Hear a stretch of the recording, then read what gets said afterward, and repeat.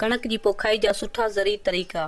कणक जी पैदावारी टेक्नोलॉजी ते मुश्तमिल ही मालूमाती वीडियो यूरोपी यूनियन जी मदद सां हलंदड़ ग़िज़ाइत में बहितरी मुतालिक प्रोग्राम तहत नंढे हारनि जी सलाहियत खे वधाइण लाइ तयार कई वई आहे। हिन वीडियो जा 3 हिस्सा आहिनि जेके फसलनि जे मुख़्तलिफ़ मरहलनि खे साम्हूं रखंदे नंढनि हारनि जी ज़री सलाहियत में वधारे लाइ तरतीब ॾिना वेंदा। पहिरियों सेशन अक्टूबर में वरितो वेंदो। फसल जी पोखाई खां 1 महीनो पहिरीं, जेको फसल जी पोखाई जे पहिरें 45 ॾींहंनि ते मुश्तमिल हूंदो, जहिड़ो कणक जी नशोनुमा खां ॾांडी वारे मरहले ताईं। कणक जी अहमियत। कणक अहम ग़िज़ाई जिन्स आहे ऐं पूरे पाकिस्तान में वॾे पैमाने ते पोखी वञे थी। कणक निशास्ते, हयातीन, विटामिन बी ऐं ॿियनि ग़िज़ाई मैदनियात जो अहम ज़रियो आहे। कणक पूरी दुनिया में वॾे पैमाने ते खोराक तौरु इस्तेमाल कई वञे थी ऐं पाकिस्तान जी आबादी पंहिंजे रोज़ाने खोराक में कणक खे आम इस्तेमाल में आणे थी। तरक़ी याफ़्ता मुल्कनि जी भेट में पाकिस्तान में पर एकड़ उपत घटि थिए थी ऐं पाकिस्तान जे तनाज़ुर में कणक जी घटि उपत जा सबब ही आहिनि। कणक जी घटि उपत जा सबब: 1. नाक़िस मनसूबाबंदी, जंहिंमें गैर मुनासिब वक़्त ते पोखाई, गैर मयारी भाण बूटे जो इस्तेमाल, माली वसीलनि जी घटिताई। 2. पोखाई जे जदीद तरीक़ेकार जे बारे में अणॼाणाई, जंहिंमें ज़मीन जी तयारी, ॿिजनि जो इलाज, फसल जी पोखाई जा तरीक़ा, पननि ते दवाउनि जो फुआरो। 3. भाण बूटे जो बेजा इस्तेमाल। 4. गुॾ ऐं कीड़नि जी बीमारी। 5. आपाशी जे पाणी जी खोट ऐं पाणी मुतालिक़। 6. लुणाई खां पोइ जो ज़ियान। 7. ज़ख़ीरे लाइ मुनासिब जॻह जो न हुअणु। अचो त इन्हनि ॻाल्हियुनि जी अहमियत ते ॻाल्हायूं जेके कणक जी पैदावार में बहितरी आणण लाइ ज़रूरी आहिनि। फसलनि जो कैलेंडर। फसल खे मौसम में ई पोखण ऐं असराइती मनसूबाबंदी लाइ फसलनि जो कैलेंडर इस्तेमालु करणु घुरिजे। फसलनि जो कैलेंडर फसल पोखण जे मुख़्तलिफ़ मरहलनि जी निशानदेही करे थो, जंहिंमें ॿिज नवंबर जे महीने में पोखजनि, पोखाई जे 25 ॾींहंनि खां पोइ पननि निकिरण जो मरहलो, पोखाई जे 45 ॾींहंनि खां पोइ ॾांडी अचण जो मरहलो, पोखाई जे 75 ॾींहंनि खां पोइ गुरी अचण जो मरहलो, पोखाई जे 95 ॾींहंनि खां पोइ संग अचण जो मरहलो। सरगर्मियुनि जी मनसूबाबंदी सां गॾु उन ॻाल्हि खे यकीन बनाइण त सरगर्मियूं वक़्तसर थियनि पियूं, जंहिं लाइ हीउ हिकु असराइतो तरीक़ो आहे। मुख़्तलिफ़ सरगर्मियुनि जी तारीख़नि ते निशान लॻायो ऐं यादगिरी लाइ कंहिं अचण वञण वारी जॻह ते चंबड़ायो। सिंध में फसल पोखण जा तरीक़ा। कणक पोखण जा मुख़्तलिफ़ निज़ाम आहिनि, जहिड़ो वोण, कणक वोण, सारियूं कणक वोण। पोखाई जो वक़्तु। वक़्त ते पोखाई हिकु अहम जुज़ आहे। फसल जे वक़्तसिर पोखाई घणी उपत ॾिए थी।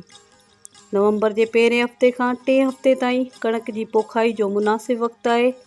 लेट में लेट दिसंबर जे 2 हफ़्ते ताईं पोखाई करे सघिजे थी ऐं उन खां पोइ पोखियल आम तरह घटि उपत ॾिए थी।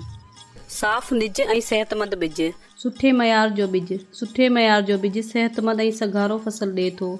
बिज खे तस्दीक थियल कंपनी जो पैदा कयल इस्तेमालु करे सघिजे थो ऐं इहो बहितर नमूने साफ़ हुअणु घुरिजे। बिज ख़ालिस, सेहतमंद, बीमारी ऐं कीड़े खां महफ़ूज़ हुअणु घुरिजे। साफ़ बिज में भितर, भोर, मिटी या गाह जा बिज मिलियल न आहिनि हूंदा। ख़ालिस जो मतिलबु त जिन्स मुस्तहकम आहे, उनमें का बि शइ मिलियल न आहे। बिज जो फोटाड़ो 85% खां घटि न हुअणु घुरिजे। बिज जो फोटाड़े जांचण लाइ ॻूण जे टुकरे में बिजनि खे 2 हफ़्तनि ताईं पुसाइणु तजवीज़ कजे थो।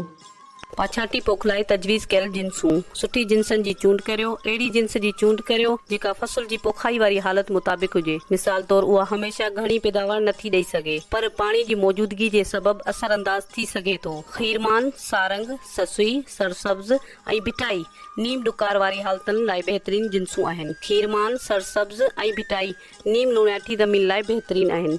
अंबर, खीरमान, सरसब्ज़ ऐं टीजी 83 देर पोखाई लाइ बहितरीन जिन्सूं आहिनि। बिज जो मिक़दार। वक़्त ते पोखाई लाइ फ़ी एकड़ 50 किलो तस्दीक थियल बिज। वक़्त खां पोइ पोखाई लाइ फ़ी एकड़ 60 किलो तस्दीक थियल बिज।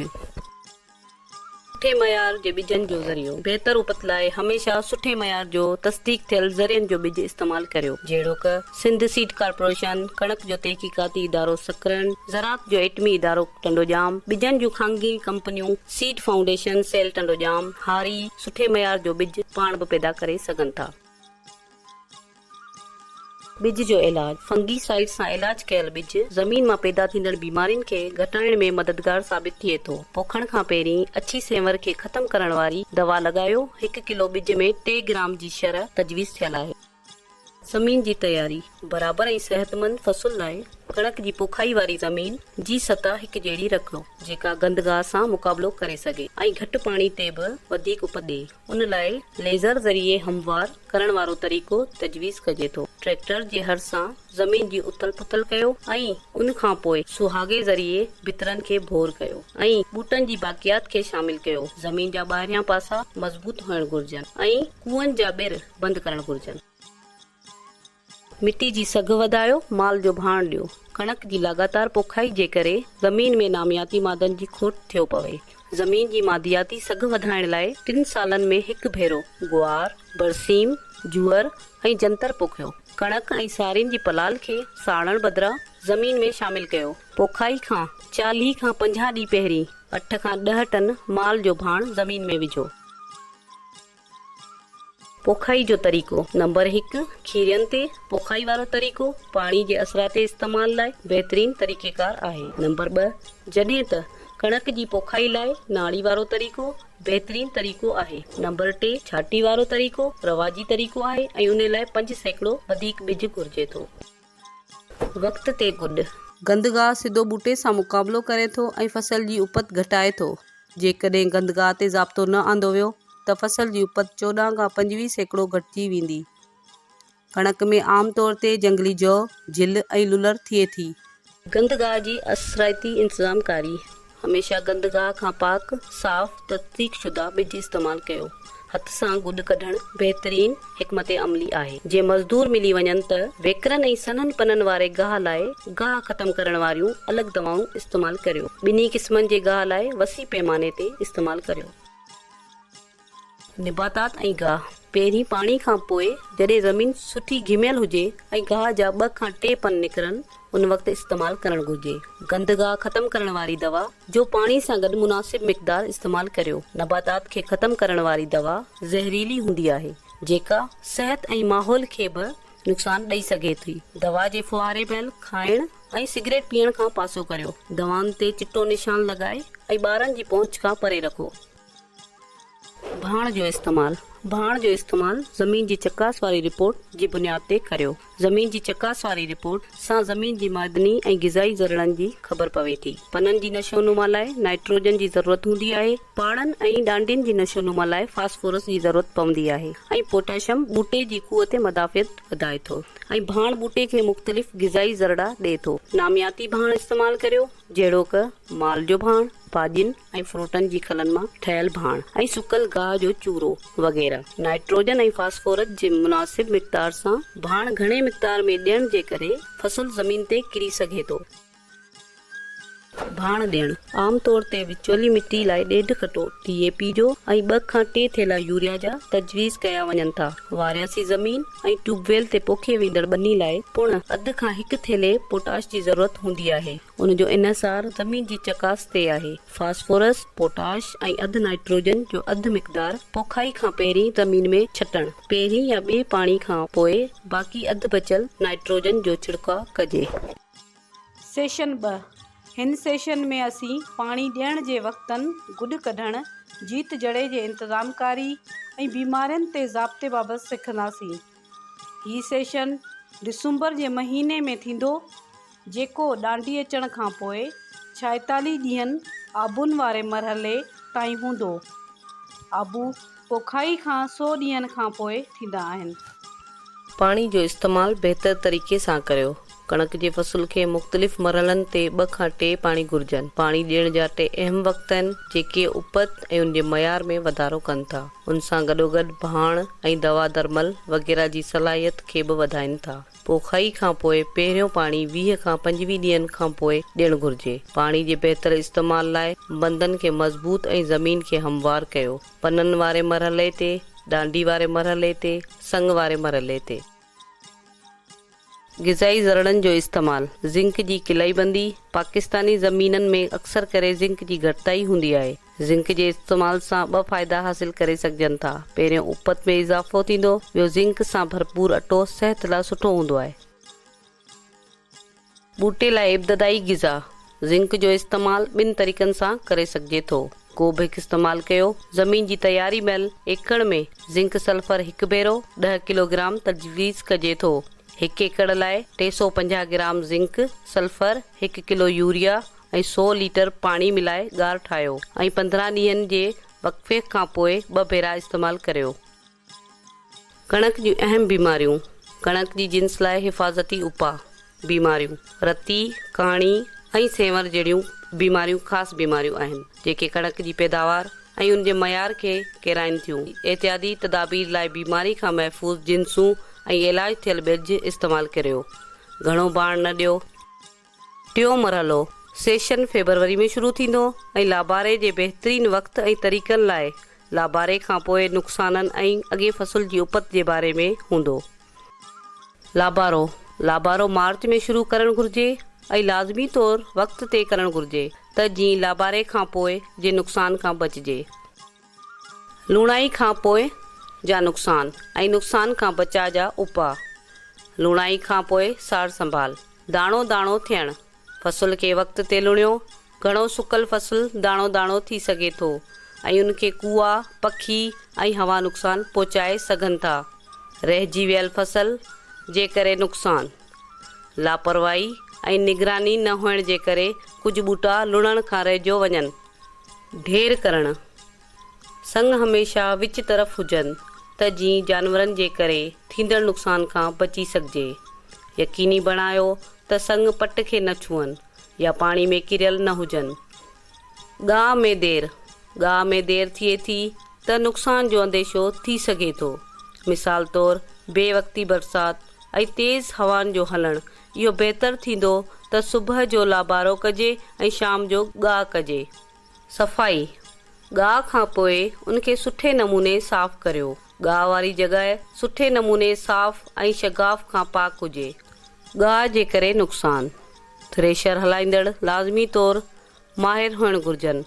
मशीन जी सेटिंग सही हुअणु घुर्जे त जीअं अनाज में बोह ऐं ॾांडियूं न मिलनि।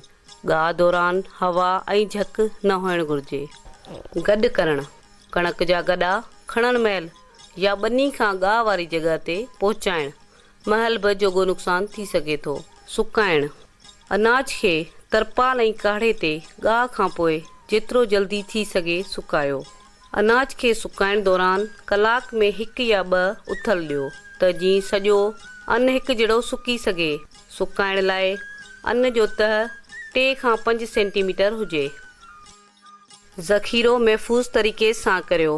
महफ़ूज़ ज़ख़ीरो अन्न खे घिमजण खां महफ़ूज़ रखे थो ऐं जीत जड़े खूहनि ऐं पखियुनि खां पुण बचाए थो। अन्न बरसाति ऐं नमी वारी हवा जे घिमजण खां पुण महफ़ूज़ रहे थो। अन्न में नमी 9 खां 12% खां मथे न हुअणु घुर्जे। अन्न खे घणे वक़्त ताईं महफ़ूज़ करे सघिजे थो। जेकॾहिं ज़ख़ीरो करण लाइ हमेशह नई ॻूण इस्तेमालु कयो ऐं तरतीबवार मुनज़म तरीक़े सां रखो। स्टोर या भांडो साफ़ सुथरो, मथाऊं हिकु पासे ऐं हवा जी लंघ खां पाक हुअणु घुर्जे। ज़ख़ीरे वारी जॻह में ॿाहिरें जानवर जहिड़ो क कुतनि, ॿिलनि ऐं कुअनि जो लंघ न हुअणु घुर्जे। घर जे इस्तेमाल लाइ सिधो संओं कीमिया जे इस्तेमाल खां परहेज़ कयो। ज़ख़ीरे करण दौरान निम जा पन इस्तेमालु करियो त जीअं ज़ख़ीरे करण महिल जीतनि जे हमले खां बची सघिजे। मौसम खां पोइ स्टोर खे धुओं ॾिजे ऐं थी सघे त नमी बरक़रार रखण लाइ अनाज खे सिज ते सुकाइजे। बंदि या हवाबंदी वारो तरीक़ो नमी बरक़रार रखण ऐं जीतनि जी नक़ल व हरकत खां बचाव लाइ बिल्कुलु असराइतो तरीक़ो आहे। कणक जी क़ीमत। सरकार हर साल कणक जो अघु मुक़ररु करे थी ऐं अव्हां खे मुक़ररु कयल अघु खां घटि पैसनि ते विकिरो न करणु घुर्जे। ॿिज जी पैदावार। हारी हेठियनि हिदायतुनि ते अमल कंदे पंहिंजी ज़मीन ते मंज़ूर शुदा जिन्सनि जा ख़ालिस, सिहतमंद ऐं मयारी ॿिज पाण बि पैदा करे सघनि था। ज़मीन जी चूंड। अहिड़ी ज़मीन जी चूंड करियो जेका ज़मीनी बीमारियुनि खां पाक हुजे। फ़सुल जी जिन्स। सिर्फ़ तजवीज़ कयल जिन्सूं ई पोखियो। अलॻि पोखणु। ॿिज लाइ मुख़्तलिफ़ जिन्सूं गॾाए न पोखियो त जीअं मुख़्तलिफ़ जिन्सूं पाण में न गॾिजनि। जीतनि, बीमारियुनि ऐं गुॾगाह खां हिफ़ाज़त। फसल खे लाज़मी तौर ते रवाजी तरीक़नि ऐं दवाउनि जे इस्तेमाल ज़रिए महफ़ूज़ करणु घुरिजे। ॿिज बीमारी लॻल ॿनी मां हरगिज़ हासिल न करणु घुरिजे। पाणी ऐं भाण। ॿिज जी पैदावार लाइ पाणी ऐं भाण जी ज़रूरतुनि खे हर वक़्तु हर क़ीमत ते पूरो करणु घुरिजे। गुॾ। ॿियनि क़िस्मनि जे ॿूटनि खे ॿनी मां पाणा कढी छॾणु घुरिजे। साफ़ ॿिजनि लाइ फ़सुल मां ॿियनि ॿूटनि जो सफ़ायो ज़रूरी आहे। पाड़ा पटण जो बहितरीनु वक़्तु तॾहिं हूंदो आहे जॾहिं ॿूटा गुलनि ते हुजनि। लाबारो। मिलावट खां बचण लाइ फ़सुल खे गॾाए न लुणो। हर जिन्स खे अलॻि करण लाइ गाह खां पोइ थ्रेशर खे साफ़ करणु घुरिजे। गाह दौरान गाह वारो पट साफ़ हुअणु घुरिजे। सुकाइण। ॿिज लाइ नमी 10 खां 12% खां मथे बिल्कुलु न हुअणु घुरिजे ऐं उन मक़सद लाइ ॿिज खे सुकाइण लाइ साफ़ जॻह ते पखेड़ियो। ॿिज मां सुकल भगल ॿिजनि, नंढी साइज़, मिटी ऐं ॿियनि मिली वियल शयुनि खे साफ़ करण लाइ ग्रेडर जो सफ़ाई सां इस्तेमालु कयो त जीअं आला मयार साफ़ ऐं फोटाड़े जी सघ वारो ॿिज हासिल करे सघिजे। ज़ख़ीरो करे रखणु। सुकाइण ऐं साफ़ करण खां पोइ ॿिजनि खे कटनि में भरणु घुरिजे। चिट लॻाए सुठे नमूने स्टोर करणु घुरिजे। कटनि ते जिन्स जो नालो लिखणु घुरिजे। ॿिज खे स्टोर करण खां पहिरीं भांडे या स्टोर खे धोइणु घुरिजे।